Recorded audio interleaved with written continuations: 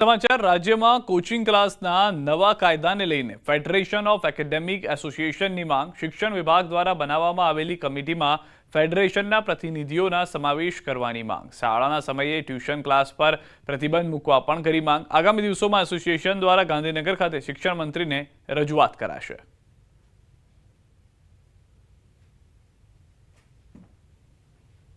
આજે અમે સરકારશ્રીને આવનારા કાયદા બનાવવાની કમિટીની અંદર અમે સ્ટેક હોલ્ડર હોવાથી ફેડરેશનના પ્રતિનિધિઓને સ્થાન મળે તે બાબતની અમે ચર્ચા કરવાના છીએ। આ કાયદો આવ્યા પછી ડે સ્કૂલ જે છે અને કોન્સેપ્ટ સ્કૂલો છે એ સ્કૂલો બંધ થવી જોઈએ। સરકારે એના માટે મજબૂતાઈથી પગલાં લેવા જોઈએ અને શાળાના કેમ્પસની અંદર પણ જે ક્લાસીસ ચાલે છે એ ક્લાસીસને પણ રજિસ્ટ્રેશન ના મળે એવા પ્રકારની વાત જે છે એ અમારી ચર્ચા કરવામાં આ ફેડરેશનની ચૂકાયેલા અર્બન ડેવલપમેન્ટ ઓથોરિટી એટલે કે હુડા સામે હવે વિરોધ ઉગ્ર બન્યો છે।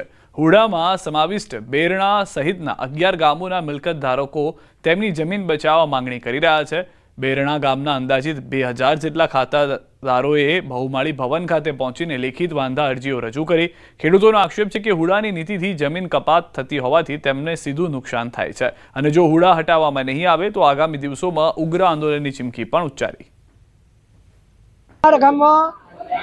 एक बाजू 500 एकड़ डूंगर हिमालय जो अड़ी उभो है, एक बाजू 6 लाइन हाईवे रोड है, एक बाजू रेलवे है, एक बाजू केनल है અને આ હુડા જો આવે તો અમારા છોકરો ભીખ માગતો થઈ જાય એટલે આ હુડા અમારે કોઈ પણ રીતે બંધ રાખવાનો છે। 11 ગામના ખેડૂતો વધારજી આપવાની છે એમાં આજે અમારા ગામના ખેડૂતો પણ સંખ્યાબંધ હાજર થઈ ગયા છે અને વધારજી આપવાની છે અને ખરેખર આ સરકારનું ખોટું પગલું છે।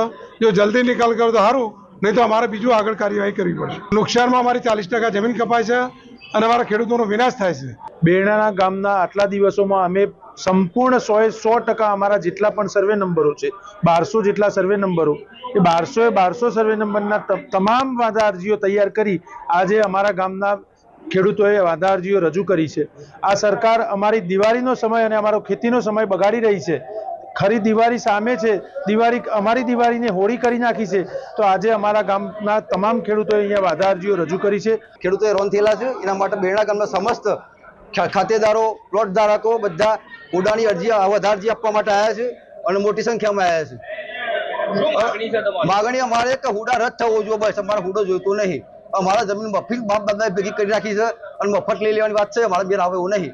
કોઈ પણ સંજોગે હુડા રદ થઈ જવો જોઈએ અમારે, જો થાય તો આત્મવિલોપન કરવાની બી તૈયારી છે।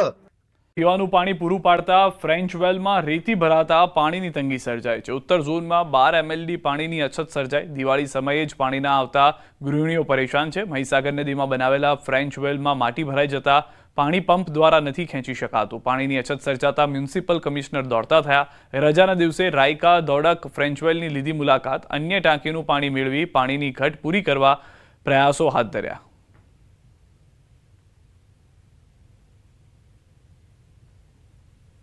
બે કલાક 3 કલાક થોડી માંગે છે, અડધો કલાક તો પૂરું જોવું જોઈએ ને પાણી। પહેલા તો બહુ જ ગંદુ આવે, ખરાબ એકદમ પાણી ખરાબ આવે, પછી પીવાનું આવે થોડું ઘણું અને પછી જ્યારે પીવાનું ભરવા જઈએ તો રહી જાય, પાણી બી ખાલી જ રહી જાય છે બધું। 3 દિવસથી તો બહુ તકલીફ થાય છે કેમ કે 3 દિવસથી તે દાડે 8 વાગે આવ્યું અને પરમ દિવસે 7 વાગે આવ્યું અને કાલે 9 વાગે કેવું કે આવ્યું। હા 9 વાગે સુધી નહીં, પણ હવે તો દિવાળીનું કામ ચાલે છે એટલે પાણી બી પુરાતો નહીં મળતો કે જે પણ પાણી આવે છે, કલાક પાણી આવે છે એની અંદર તો અડધો કલાક તો કોન્ટ્રાવર્સી જે ગટરનું પાણી આવે છે એટલે અડધો કલાકની અંદર અત્યારે તમે આપણે સૌ જાણીએ છીએ કે દિવાળીનો મોટો તહેવાર હોવાથી ઘરની સફાઈ કરવી પડે ને આવા સમયે જો કદાચ પૂરતું પાણી ના મળે તો ખરેખર એમને ખૂબ તકલીફ થાય છે।